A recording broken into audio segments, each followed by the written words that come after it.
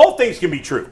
The Browns are a terrible organization. They've been a terrible organization. They ultimately had to trade Myles Garrett because of so many mistakes they've made, right? You shouldn't be in a position where you have to trade maybe the greatest player in the history of your franchise, certainly the best defensive player in the history of your franchise, certainly one of the best defensive players in the history of the league.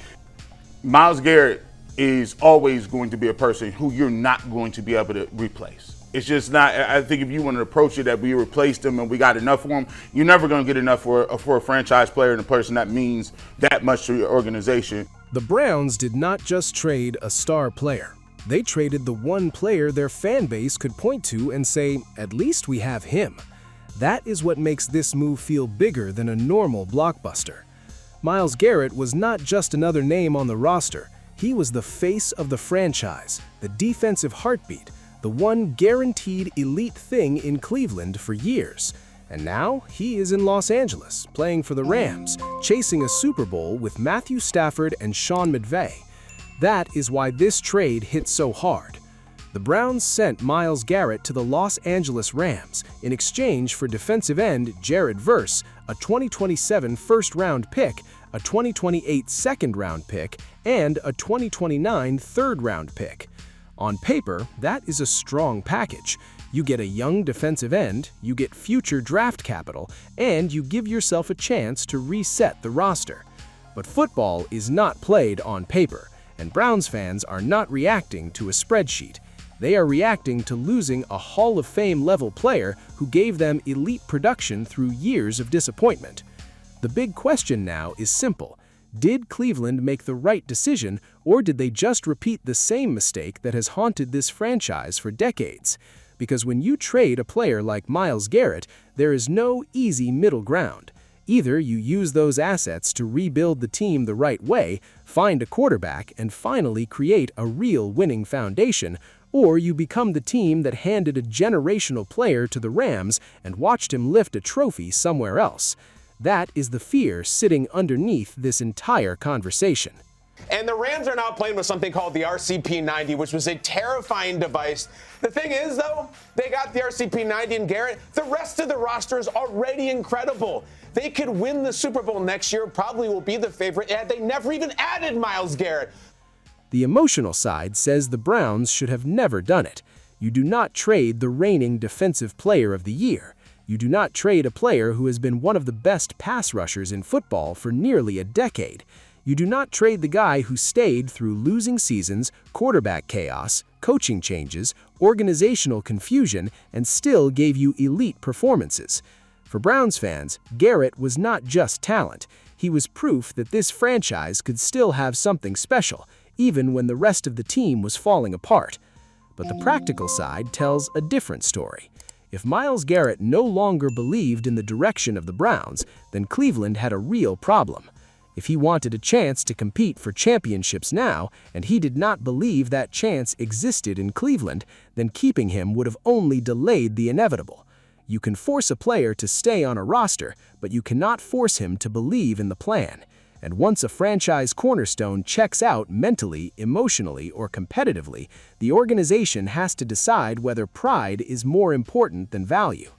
That is where this move becomes complicated. The Browns did not trade Garrett because he was declining. They did not trade him because he was replaceable. They traded him because the bigger picture around the team had changed. The roster was not close enough. The quarterback situation was not stable enough. The future was not clear enough.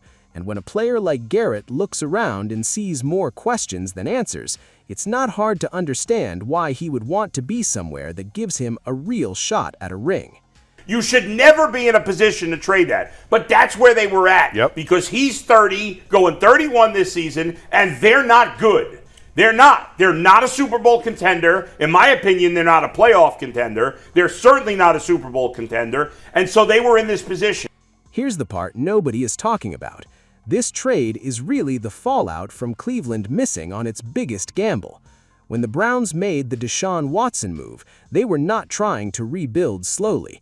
They were trying to open a championship window. They gave up major draft capital, handed out a massive contract, and believed they had found the quarterback who could take a talented roster over the top. But when that move failed to deliver, everything around it started to collapse. Myles Garrett being traded is not just a Myles Garrett story. It is the collateral damage of a franchise-altering swing that missed. That is why some people are saying this was a take-your-medicine moment for Cleveland.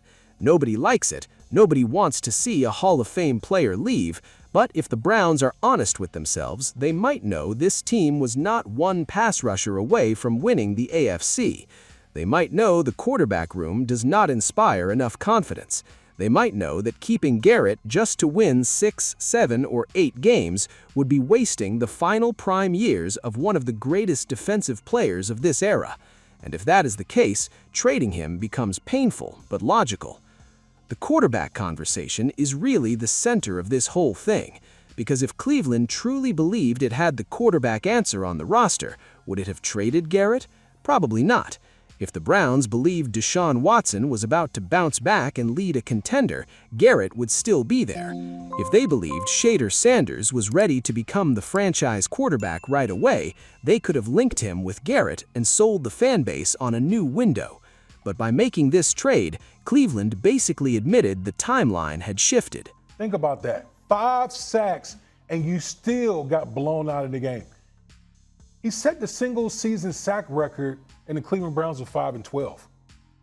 He just, at the end of the day, he made no impact as far as winning football games. And that has nothing to do with Myles Garrett. It has more to do with where Cleveland as an organization is in their timeline. That is why this move sends such a loud message. It says the Browns are not fully convinced they're ready to win big right now.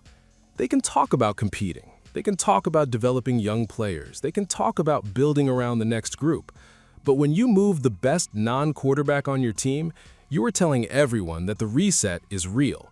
You are telling the league that the priority is no longer squeezing out one more season with Garrett.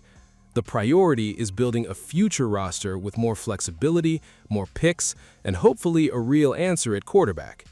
But this is where the anger from Browns fans makes sense. Cleveland fans have seen this story before. They watched Joe Thomas become a Hall of Famer and win almost nothing with the organization. They watched Nick Chubb become one of the most respected players in the league and still not get the team to the highest level. They watched Myles Garrett become a Defensive Player of the Year and the best player on the roster, only to see him traded away before the Browns ever truly built a consistent winner around him.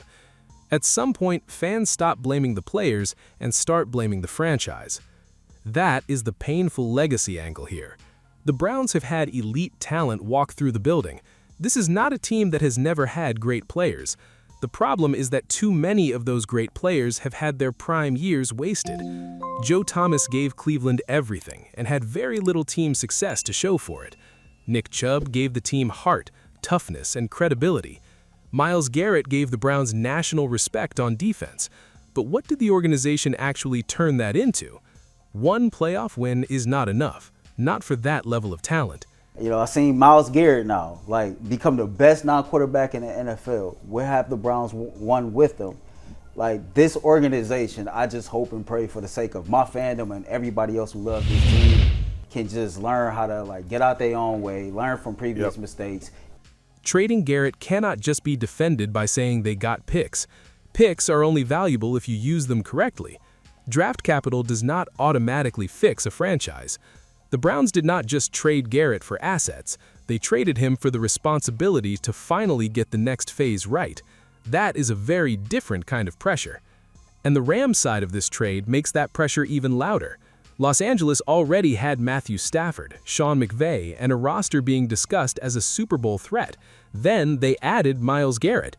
That is not a team hoping to be relevant. That is a team attacking a championship window with everything they have. The nightmare scenario for Cleveland is simple. Imagine Garrett wrecking games in prime time while the Browns are still searching for answers. Imagine him winning in January while Cleveland fans watch another rebuild unfold. That would not just hurt emotionally, it would become another chapter in the long story of Cleveland having greatness in the building and failing to build around it.